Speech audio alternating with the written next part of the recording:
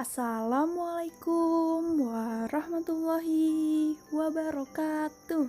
Selamat pagi anak-anak. Apa kabarnya hari ini? Ya, Ibu harap anak-anak kelas 22 dalam keadaan yang sehat ya. Oke, sebelum kita belajar pada pagi hari ini, kita tentu jangan lupa untuk berdoa ya. Ibu berharap semua anak-anak membaca doa sebelum belajar. Berdoa dimulai. Nah, bagaimana anak-anak sudah membaca doa kan? Ya, bagus. Hari ini anak-anak akan belajar bersama Ibu Sela. Nah, sekarang sama-sama ya kita buka buku tema 2, subtema 3, pembelajaran kelima. Wah, tunggu dulu anak-anak, sebelum kita mulai, ternyata kita kedatangan teman baru loh. Ada Udin, Beni, Dayu, dan Mei yang akan belajar bersama kita hari ini. Setuju? Baik anak-anak, semuanya sudah membuka buku kan? Halaman 148. Yuk kita baca sama-sama ya. Jam menunjukkan pukul 10 waktu Indonesia Barat. Beni bersiap melakukan permainan estafet bola. Wah, selanjutnya ada gambar. Yuk kita amati bersama-sama. Bagaimana anak-anak sudah mengamati gambar tersebut kan? Kali ini ibu akan menceritakan cerita pendek tentang bermain estafet bola. Disimak ya. Beni, Edo, dan Udin sedang bermain estafet bola di halaman sekolah. Beni bersama teman-temannya berbaris dan terdapat 2 baris yang berjarak. Bola diberikan kepada kepala tim di depan. Bola yang dipegang harus diberikan kepada teman di belakang dengan memutar badan tanpa memindahkan kaki. Tim harus kerjasama. Edo dari tim yang berbeda. Tim Edo ceroboh dan kurang kompak. Jadi pemenangnya yaitu tim Beni. Sedangkan Mei dan Dayu terlambat mengikuti pelajaran PJOK. Mereka baru datang ketika estafet bola sudah dimulai. Ia mendapatkan teguran dari guru yang mengajar PJOK. Selanjutnya, setelah anak-anak sudah mengamati gambar, mendengar cerita ibu ingin bertanya kepada anak-anak. Apa ya yang terjadi dengan Mei dan Dayu? Lalu bolehkah kita meniru mereka? Yuk, siapa nih yang bisa menjawab? Masih di halaman 148. Ada pertanyaan. Pernahkah kamu melakukan permainan estafet bola? Apakah gerak dasar dalam permainan estafet bola? Nah, sekarang kita perhatikan yuk langkah-langkah dalam permainan estafet bola. Yang pertama, kita berdiri menghadap ke depan.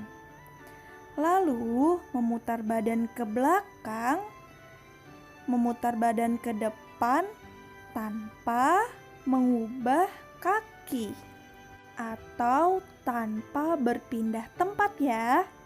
Anak-anak sudah paham ya? Bagus, ibu yakin anak-anak semua pasti sudah paham.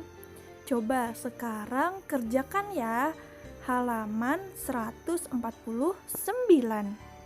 Baik, kita lanjut ya. Di halaman 150 ada kegiatan ayo membaca. Ada teks percakapan antara Beni dan Dayu. Yuk anak-anak, dibaca ya.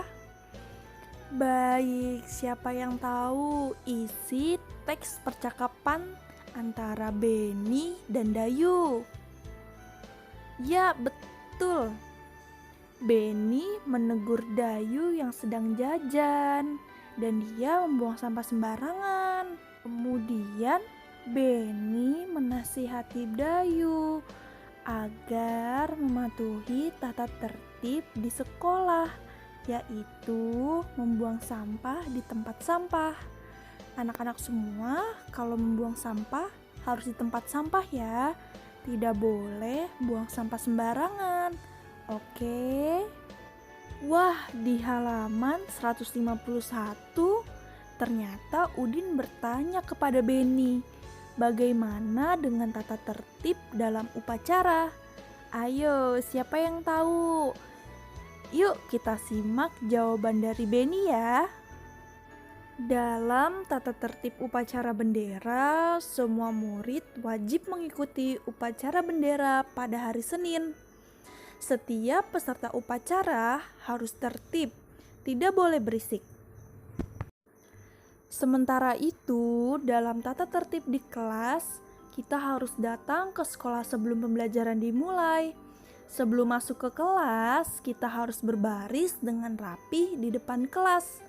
Setelah bel masuk dibunyikan, semua siswa harus sudah berada di dalam kelas.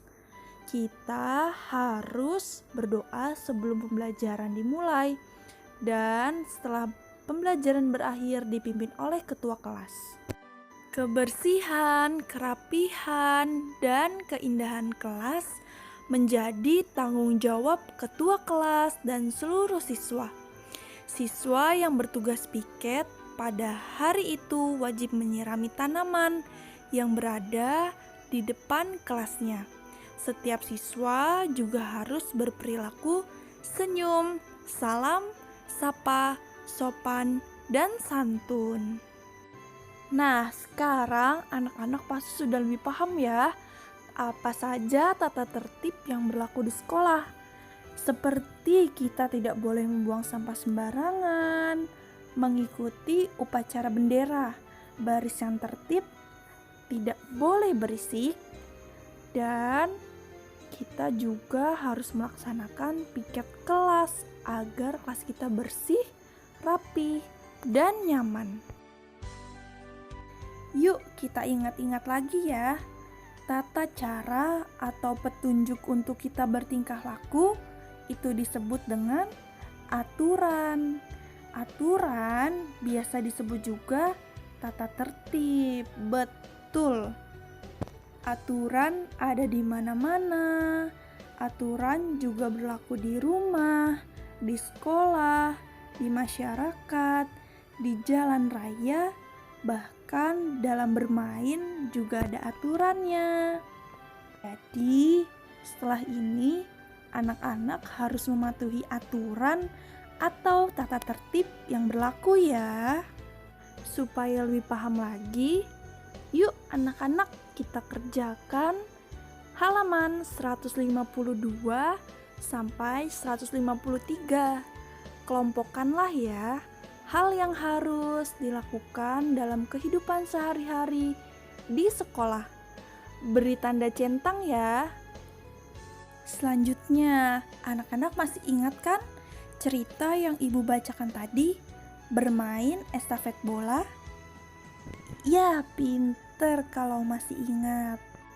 Pada halaman 154, anak-anak diminta untuk membuat pertanyaan menggunakan kata tanya apa, siapa, di mana, kapan, mengapa, dan bagaimana. Yuk kita bahas ya kata tanya. Yuk anak-anak kita simak baik-baik ya. Kata tanya 5W plus 1H. Apa untuk menanyakan nama benda? Siapa untuk menanyakan orang? Di mana untuk menanyakan benda atau tempat? Kapan untuk menanyakan waktu? Mengapa untuk menanyakan sebab? Dan yang terakhir, bagaimana untuk menanyakan cara dan keadaan. Baik, selanjutnya anak-anak kerjakan ya kegiatan ayo menulis dan berlatih di halaman 154 sampai 155. Wah, di halaman 155 ada kegiatan ayo mencoba. Kita melakukan pengamatan sederhana ya anak-anak. Keragaman benda, alat dan bahan. Ada bola, buku, dan pensil. Diperhatikan ya petunjuknya. Jangan lupa catat hasil pengamatannya. Nama benda, ciri-ciri, dan bentuk benda.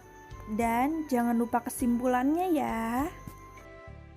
Supaya anak-anak lebih ingat, yuk kita pelajari kembali ya tentang wujud dan ciri-ciri benda. Wujud benda terbagi menjadi, ya betul, 3. Ada padat, cair, dan gas. Setiap wujud benda memiliki ciri-ciri yang berbeda. Contohnya, benda padat, bentuknya tetap, volumenya tetap, seperti lemari, meja, kursi, buku.